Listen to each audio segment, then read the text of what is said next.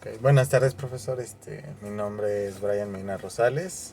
Soy del grupo 403. Soy cuarto semestre de la materia de capacidad de desarrollo de las capacidades condicionales y coordinativas.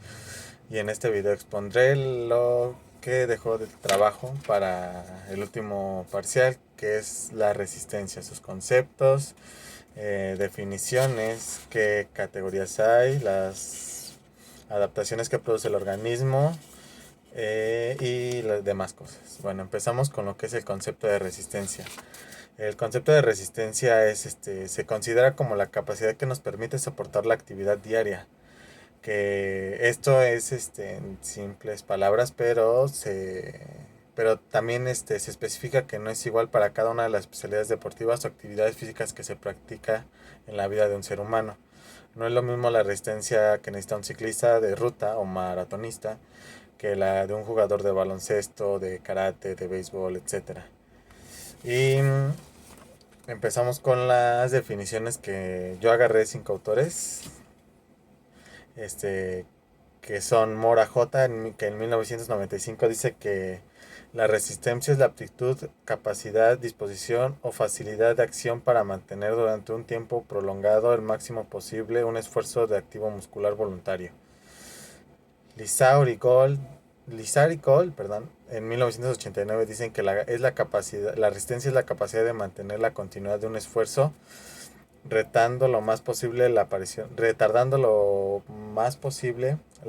la fatiga. Igual en 1985 Grosser y Cole dicen que es la capacidad de mantener la continuidad, de controlar el cansancio al efectuar un esfuerzo duradero y la capacidad de curación rápida. Wayne J en 1985 dice que es una capacidad psicofísica del deportista para resistir la fatiga.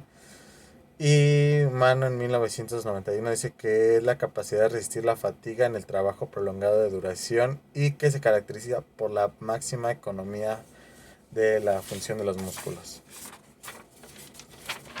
Okay.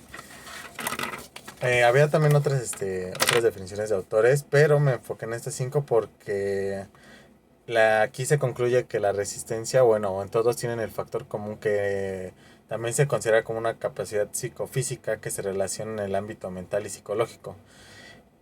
Y que también se toma el factor o la capacidad de la fatiga, retrasando sus efectos o permitiendo recuperarse de ellos lo más rápido posible, en relación con factores biológicos y fisiológicos, atendiendo a su desarrollo porque exista una estrecha relación entre la capacidad que tiene el organismo de recuperarse de las condiciones de fatiga. Por eso es de que agarra estos 5 autores porque tienen ese común todos, que no solo catalogan la resistencia como una capacidad física, sino también como una capacidad psicológica y que incluyen el factor de la fatiga. Empezamos con las fuentes de energía. Yo me centré también del autor Mora, del 1989, que toma 3 sistemas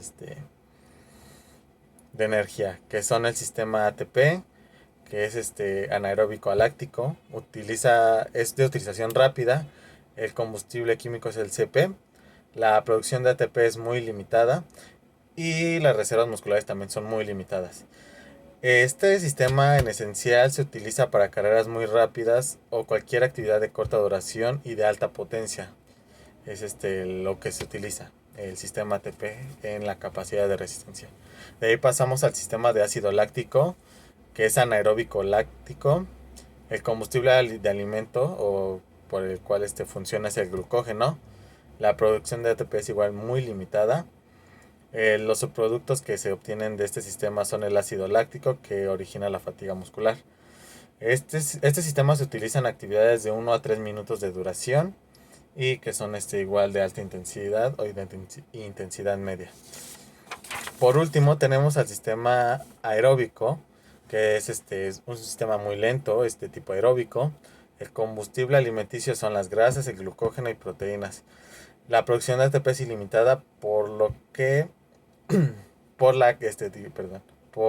los tipos de combustible que usan, que son muy variados y que se centran mucho en el glucógeno. y no hay subproductos que originen fatiga. Es una de las ventajas del ATP, del aeróbico, perdón.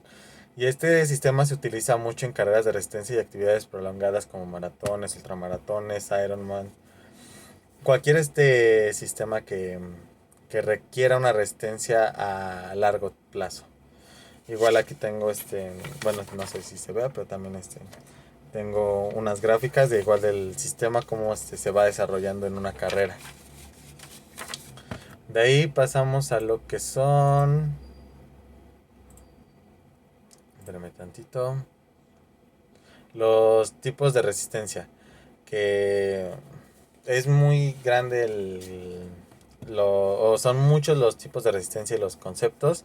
Pero empezamos con la resistencia, que se divide en dos, que es donde influye el volumen de la masa muscular aplicada, y la resistencia donde la vía principal es la obtención de energía, como la aeróbica y la anaeróbica de ese lado, y del lado de la masa muscular está la resistencia general y localizada. La resistencia general global nos referimos a casos en los que se pone en funcionamiento más de un sexto de la musculatura del individuo. Un sexto más o menos equivale a la musculatura de una pierna, de modo que si se mueve más de una pierna ya será una resistencia general global. Luego está la general local, que en ella nos referimos a casos en los que se ponen en funcionamiento un sexto o menos de la musculatura total del individuo. Aquí es donde son ejercicios muy específicos con movimientos motores muy específicos para que la resistencia se catalogue como general local. Ahí pasamos a la resistencia aeróbica y a la anaeróbica. La resistencia aeróbica es cuando el ejercicio son de intensidad moderada, donde el músculo obtiene oxígeno por la respiración. De ese nada más está la resistencia aeróbica. Después la resistencia anaeróbica, que son los ejercicios de alta intensidad donde se realiza una ausencia de oxígeno, que es decir, donde predominan los procesos anaeróbicos. Y de aquí tenemos igual lo que es la resistencia anaeróbica láctica y aláctica. La láctica en este caso se producen residuos de ácido láctico, es mayor concentración de estos residuos, y es lo que ya había explicado con su sistema. El aláctico no se producen residuos de ácido láctico, predomina como productor de energía el sistema ATP. Igual son lo mismo que expliqué de los sistemas de energía. Luego están las resistencias que están ligadas a otras capacidades condicionales, físicas, como la resistencia a la velocidad, donde existe una relación entre la velocidad y la resistencia, que la velocidad es máxima, la implicación simultánea a todas las unidades motrices. Son como carreras de corta duración pero de alta intensidad. La fuerza, la resistencia en ejercicios de fuerza donde se emplea por encima del 50% de posibilidades máximas como intensidad de la carga. La constricción de la musculatura favorece el desarrollo de la vía anaeróbica. Aquí es, por ejemplo, la halterofilia, o donde se ocupe el 100% de la fuerza. Y luego está la general dinámica, que aquella donde se presentan las acciones y por eso es donde se aprecian más los movimientos. Y la resistencia general estática, donde con ella se refiere a que permite el sostenimiento y el tono postural y se vincula también a las contracciones isométricas. Aquí pasamos a las adaptaciones que se producen en el organismo y bueno, encontré yo en un artículo que estuve investigando que en un estudio se ha comprobado que niños y adolescentes que presentan los mismos fenómenos de adaptación que los adultos al realizar un entrenamiento general de resistencia, de tal forma que desde la infancia se aprecian adaptaciones de carácter estructural y funcional. De esta forma el sistema cardiorrespiratorio de los niños no reacciona de modo diferente a los de los adultos. Pero ante estímulos del entrenamiento de la resistencia, no existe el peligro de que estos niños sigan un entrenamiento de resistencia. Se producen adaptaciones positivas para su organismo, como la disminución de la frecuencia cardíaca, ventilación más profunda, disminución del número de ventilaciones por minuto, y el consumo máximo de oxígeno es el indicador de la capacidad de rendimiento de la resistencia. Y aquí están los tres sistemas donde influye más el factor de la resistencia y donde se van más las adaptaciones. El sistema cardiovascular se encarga de la aportación de oxígeno y nutrientes al músculo para una mayor eficacia, la adaptación. El sistema respiratorio se adapta de manera que se oxigene y disminuyan los ácidos metabólicos de la sangre, mantenga a la baja la resistencia vascular pulmonar. Y el sistema locomotor, el músculo se adapta al entrenamiento del ejercicio aeróbico para convertirse en proveedor de energía. Y luego están los métodos de entrenamiento, que son igual, no son tantos, pero solo son un pequeño repaso, que es el método continuo, el continuo variable, el FARTEC, el entrenamiento total, el método fraccionado, las repeticiones y el circuito. Y como siguiente, el entrenamiento de resistencia en condiciones especiales. Y lo que usted puso de ejemplo, bueno, que mencionó en el documento, es de que es entrenamiento con altura.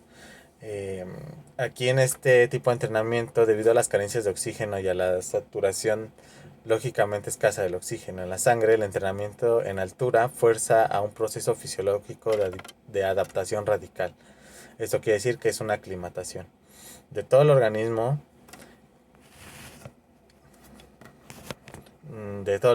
capaces de mejorar sustancialmente la capacidad de rendimiento en resistencia tras la vuelta a zonas bajas. Igual este entrenamiento produce el aumento de glóbulos rojos en la hemoglobina. El entrenamiento en altura es el único tipo de entrenamiento que da lugar a un aumento relativo de glóbulos rojos. El aumento absoluto de este componente sanguíneo transporta el oxígeno. Solo se observa en un incremento paralelo al plasma sanguíneo. Se aumentan las reservas de hemoglobina, aumenta el número de mitocondrias, incrementa la actividad enzimática y aeróbica, y también dice que para que este entrenamiento sea eficaz debe tener por lo mínimo de 15 a 21 días para que se adapte el organismo de manera parcial al entorno en el que está practicando. Y por último vamos a ver lo que son el control de entrenamiento de resistencia, y yo escogí nada más dos, que es el test Cooper, que es el más conocido y es donde se utiliza como un test de diagnóstico también para los demás. El test es un test habitual para calcular la resistencia, donde es una carrera de 12 minutos con un factor de tiempo y un factor de sonido donde marcan los tiempos.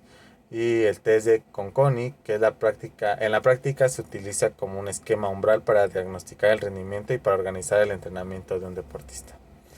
Ok, bueno, eso sería todo de mi parte.